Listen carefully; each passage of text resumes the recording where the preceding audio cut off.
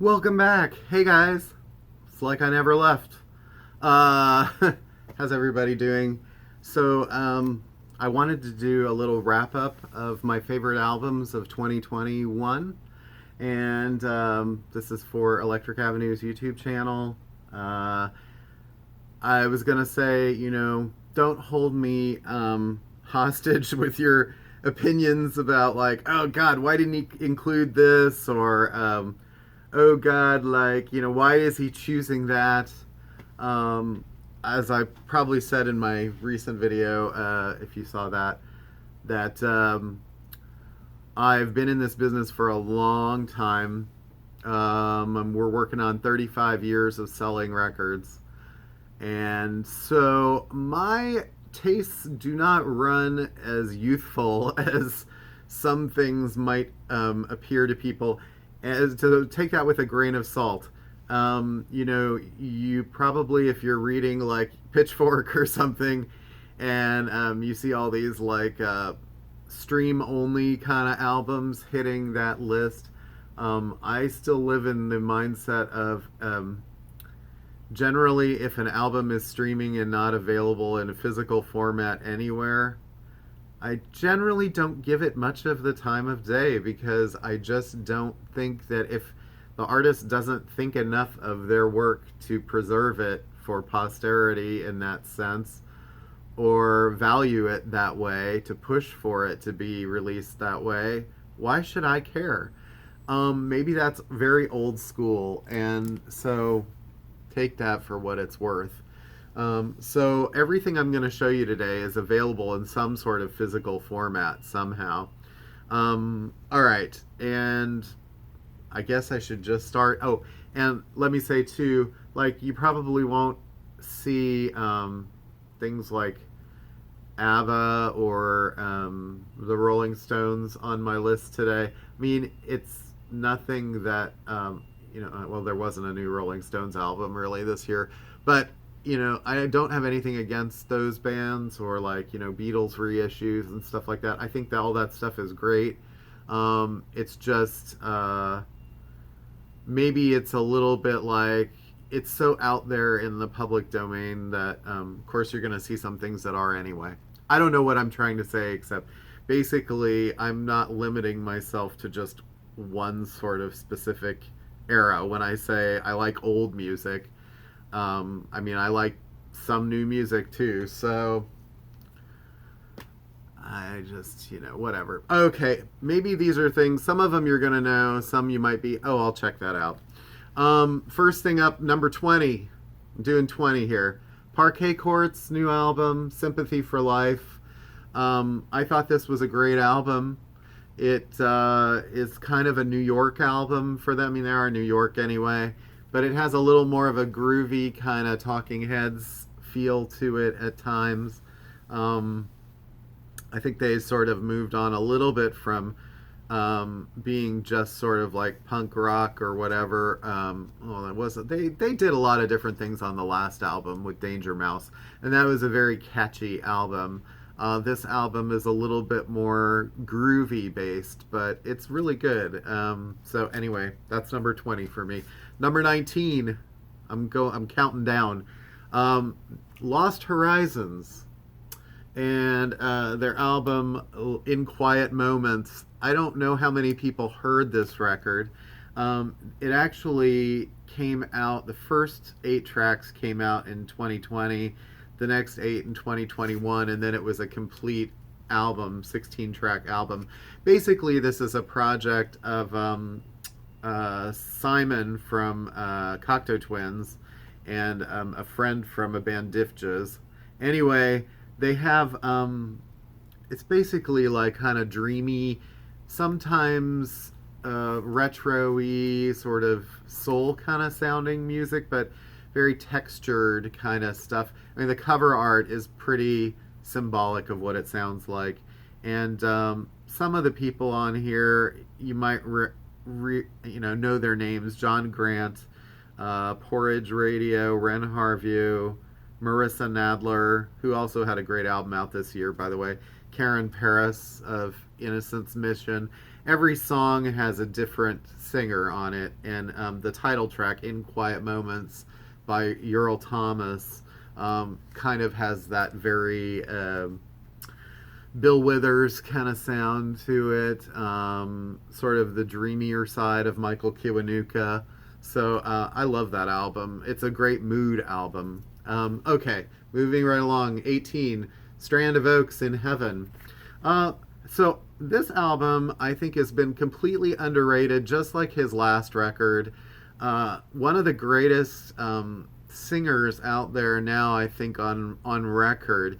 He kind of sounds a little bit like Bono at times. The song Jimmy and Stan is just overwhelmingly amazing, and some of them have kind of a pandemic-y sort of like lyric about like getting back together, being apart for a while. In fact, Jimmy and Stan sort of sounds like it's about um, meeting your idols in heaven eventually, and sad that they're gone and they aren't here. But I totally put this in kind of like the category with War on Drugs and that sort of thing. So I don't know why more people. It should be very popular, is what I'm trying to say. So check out Strand of Oaks in Heaven. All right, it's also like in the My Morning Jacket sort of realm, which they had a great album too. Not on my list, but close. War on Drugs takes number 18. I'm sorry, 17. Number 17, War on Drugs. I Don't Live Here Anymore. Another great album from them. I keep saying, like, oh, there's no way that they're going to top themselves with the next one. And, they're consistently great. So the writing is great. The arrangements are great. All right. Number 16, King Gizzard, Butterfly 3000. So this was a big shift for King Gizzard, and a lot of their fans didn't know what to make of it. I love this record. It's sort of summery, keyboardy, very Tame Impala. It was really made as kind of like a loopy synth album, and it's great. It's so much fun. The melodies are great. There's all this shifting time signatures, and check it out. It'll make you feel good. Okay, and isn't that what music should do? Well, or make you feel something, I guess. All right, Royal Blood at number 15. This album, Oblivion. I'm sorry, Typhoons. Oblivion was the song from it. I feel like I'm gonna get a little bit of like criticism for putting this on the list because it's like, oh, that's such a safe choice. Why are you doing that? Well, because I think of all the rock records I heard this year, this was one that sort of combined like more of the modern elements of like electronica with the guitars, and it's sort of that Josh Homme sort of influence from Queens of the Stone Age. Is a very groovy kind of rock album, catchy. I don't think there's too much wasted space on it. There's a very Daft Punk influence on some songs, and when it's a very filled sound for them, and I don't know. It was a good album when it came out. I thought, the summer and everything, it was sort of or late spring. It kind of like when we were sort of getting vaccinated and stuff. It kind of felt like, oh, life is somewhat returning to normal. That's kind of how I review that album.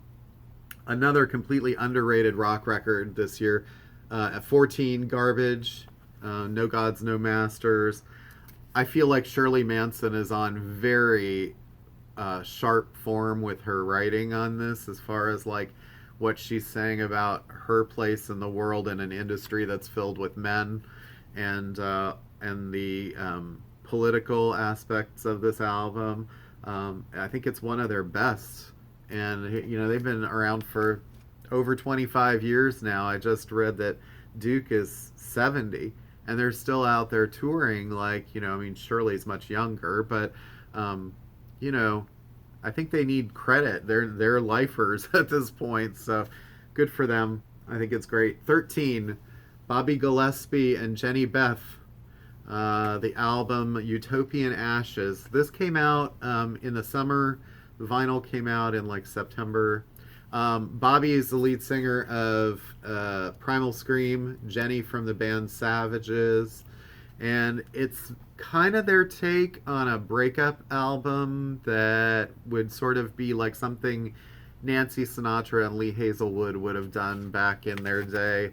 A little less grumbly, but it has those kind of retro arrangements with horns, strings, great duets. You know, every song is really good. So I feel like it was very sort of like passed over in a way, and it really deserved more attention. This album did not get passed over. Number 12, Brandy Carlisle, her most recent album, in these silent days. The first track, Right on Time, is just absolutely stunning. If it doesn't stop you in your tracks when that voice comes on, oh my god. And you know, I was kind of a casual fan, but this album is like really some pretty strong material, and you know, it's cool too. Their sort of band dynamic, I think. But the album is really great. If you haven't heard it, check it out. All right, this is going to be another controversial choice at number 11. Taylor Swift, Red, Taylor's version. So I know that these songs came out almost 10 years ago. I was sort of ambivalent to the album the first time it came out. I think not only does this sort of liberate Taylor's material from, you know, people who are trying to basically make money off of her, but I think it also sort of liberates the material from its original source and kind of gives a little bit of new life to it, puts it in more perspective. And the added tracks, you know, sometimes you think, oh, 14 added tracks, like, how good is this going to be? And it's amazing. I mean, it sounds like it could have been an actual triple album or, you know, quadruple like we have here. And of course, the 10-minute version of All Too Well might be one of the, if not the song of the year. It's pretty amazing to hear her, how much material she can generate out of like a personal situation. Incredible. All right, top 10. Nick Cave and Warren Ellis at number 10 with Carnage. Another sort of ignored album this year. I would have taken this as basically Bad Seeds, another sort of in their catalog. It sort of moves on a little bit from what Nick was doing with Skeleton Tree and Ghostine. It's not quite as somber as those albums. He's trying to find some way out of dealing with the death of his son. But it's dark. There's moments, political moments that are pretty dark, and again, Nick's sort of stream of consciousness writing that he's been doing lately. But it's very good.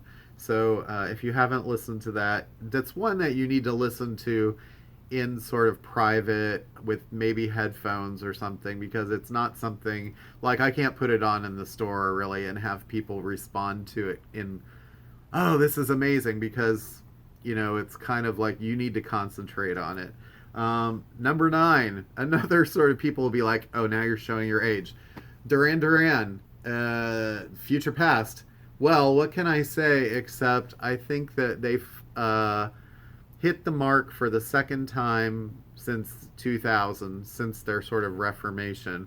The first time I thought All You Need Is Now in 2010 was a fantastic record. And here we are about a decade later with another fantastic record that plays to their strengths. It shows that they actually are playing instruments on this album. I went back and listened to the previous one and was like, oh yeah, you know, I don't really hear the bass. I don't hear like, you know, Roger's drums or John's bass. Here you really hear it. It sounds less like a solo record for Simon. And the tracks are great. The last song has Mike Garson from David Bowie's band playing piano.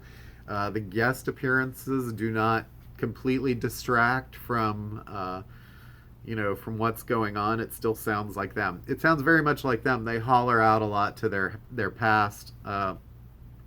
You hear elements of songs like The Reflex and Wild Boys and stuff like that in other songs here, and it's great because it kind of makes you smile a little bit.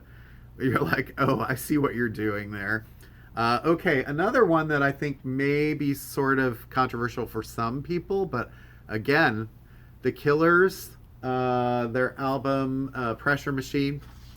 So I think this is probably their strongest work since maybe their first album, possibly Sam's Town.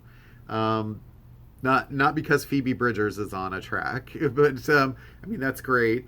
But I think the storytelling, sort of, it's a more intimate album. Brandon sort of opens himself up lyrically, talks a lot about towns like his hometown, and depending on which version you hear, there's some that have snippets of dialogue in between the songs that kind of move the storyline, and others are just it's just the songs. Songs speak for themselves. It's catchy, well produced, well put together, and came virtually on the heels of their album that came out last year, which was a more sort of like typical big affair. But it's great. Check that out. If you haven't heard it, number 7, Churches. This is their new album, Screen Violence. So, this is again going to be controversial. People will say, "Oh, come on, Churches!" Yeah, I think this might be their best album so far, and probably my favorite from them. And again, not just because Robert Smith makes a guest appearance, although that's great, but I think during the pandemic, Lauren being in Los Angeles, other members of the band and her family being in Scotland, being sort of disconnected and kind of pushing the narrative of I'm living in a nightmare, in a pandemic, in a city on the other side of the world where I don't know what's going on with my loved ones. And it's a city known for its screens and, movies and such. And like I'm trapped in my own sort of like horror film. And I think that kind of comes through in all of the lyrics and the way that the songs work together. I think it's their best sort of full statement album, and it's very catchy too and well produced. I'm glad that they took a step back and did much of the production themselves. As much as I love Greg Kurstin, I think that this case, they may have been better served on their own. So good observational sort of choice. Okay, number 6, Weather Station, Ignorance. You can see Tamara there. This is an album that was recommended by a friend at the beginning of the year, and I'd never heard of her before. And it's kind of along the lines of mid-'80s sort of talk and quieter Kate Bush stuff. Some of it's very melodic. Some of it's kind of more sort of like artsy. But she's Canadian, and I thought it was one of the best records I heard all year as far as like a full album. It's called Ignorance, so go check that out. I can't recommend that enough. Number 5, the weird cover, Sufjan Stevens and Angelo D'Agostine with A Beginner's Mind. Yeah, I mean, I like this cover. Apparently it was by I can't even really show it, a Ghanaian artist who was commissioned for this. And apparently I was reading somewhere that some of these artists from Africa, they do artwork and it's supposed to have nothing to do with what the actual album is about. And I think that in this case, that kind of is the thing. And I don't know if that is like off-putting for some people, but you need to hear this album. If you're a fan of like Carrie and Lowell that Sufjan did, or even Illinois, this is much more up your alley than say last year's more electronic album, which I loved too and was on my list then. But this is basically all based on them watching movies during the pandemic, and each song is kind of based on a different movie. Some of them are horror films, some of them are comedies, some of them are like less known sequels of things, but it sounds like Sufjan and Angelo's voice just melds with him so much. They make a great team because they're almost like two of the same voice. So if you like acoustic Elliott Smithy type stuff, you need to hear that. Amy Mann, this is number 4. Queens of the Summer Hotel. So only on CD right now, vinyl in January. I thought another absolutely perfectly arranged artistic statement. This was supposed to be a soundtrack for a Girl Interrupted musical that she was doing, and then that sort of got set aside, and she decided to make it her album. So you need to hear this too if you've ever liked her stuff from like Magnolia. It's definitely more quiet, and along those lines, she has some sort of neurological disorder now that she's not been playing a lot of loud shows because the sound is too much. So it's a very lots of piano and strings, but her melodies are just indelible, and the lyrics are like she's masterful with lyrics. So it's a great record, very moody, good for a rainy day. Spelling at number 3, spelling with 3 L's, called The Turning Wheel. So this is Tia's, I guess, second or third main album, but this was a real breakout for her, and another one that someone, a customer friend of mine, recommended, just like Weather Station, and I was blown away by this record. She's from the Bay Area. She used 30 musicians exploring soul, jazz, art pop, and more. Kind of like a more soulful sort of or R&B version of maybe Kate Bush. There's a lot of chamber pop in here though, and the first half of the album is sort of light, and the second half is a little darker. But the voice is really interesting, and the music sort of blew me away as like what can be done during a pandemic, just basically like socially distanced with this many people contributing. Really, really worth your time. And I'm surprised that it's not on some other people's lists like Pitchfork, because they're ultra hip, you would have thought. All right, so this is going to be a controversial one, people. Number 2 on my list, I never would have thought, Adele 30. It's such a great album. I know I was recommending it in one of my recent videos. It is the point where pop and commerce transcends through art, and it really is a fantastic kind of personal statement. At times you might say, oh gosh, she's over singing or whatever, but it's so brave of her to put her voice out there in certain ways like that. I mean, a friend and I were talking about even the song Easy on Me, how it's sort of just her and the voice and the piano, and that's pretty much it. And it doesn't need anything else. It's so full, you really don't need it. It's funny too, I'll play it in the store and I'll just all of a sudden catch people humming along. It seems like a lot of people know this album inside and out already. So I think it's going to be with us for a while. So kudos to her. It's somewhere between, the sort of rootsy kind of stuff she's done and a little bit more of like the Sade R&B side, but I really love it. So my number 1 album of the year, you're going to be like, well, what could it possibly be after that? Low. Hey What? The album is called Hey What. It's by the band Low. A couple years ago, I had their last album on my list, but this album is sort of like the best of all their worlds.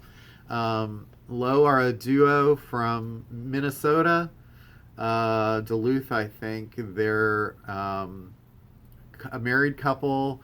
They've been making albums for 30 years, and this is the one that I think the artsy side of BJ Burton's production meets their songwriting, and their songs still transcend the sonic mastery experimentation that goes on this album. You listen to this and it doesn't sound like typical instruments. It doesn't necessarily sound like synthesizers. It just sounds like it can be a studio creation using the studio as the instrument. So it's fascinating, and they still, they broke down their sound to make a new sound, and it's pretty, it can be very emotional and moving at times. So if you like sort of 80s gothy stuff a little bit, like even I hear some This Mortal Coil and stuff like that on here. They both take vocals at times. His is very strong and kind of melodic. Hers is very sort of almost like earth, sort of other earthly, I guess is what I would say. But they're fantastic together. You can tell that they've been singing together a long time. So, all right, maybe that was a hip number one. I don't know. I don't care. That's my list. Okay, as it is today. It may change in another week. So go figure. Last year, Avalanches was my number one album, and that came out in the last couple weeks of the year. So who knows? All right. I'm going to run out of time on my recorder here. So thanks everybody for watching this. Hope you enjoyed it. Have a happy, healthy rest of your 2021. I'm sure there'll be another update somewhere. See you soon. Thanks.